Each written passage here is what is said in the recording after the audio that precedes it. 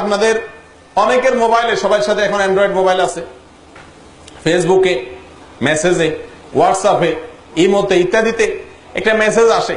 কি মেসেজ?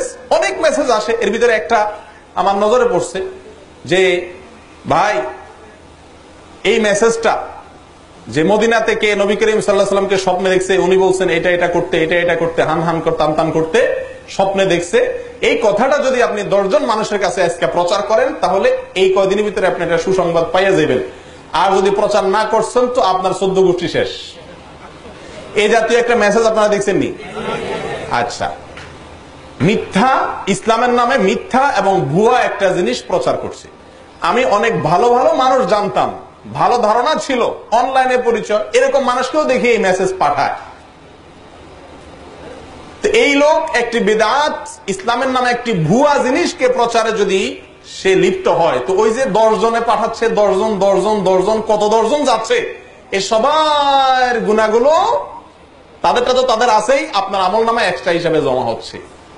আল্লাহ তাআলা আমাদেরকে হেফাজত করে।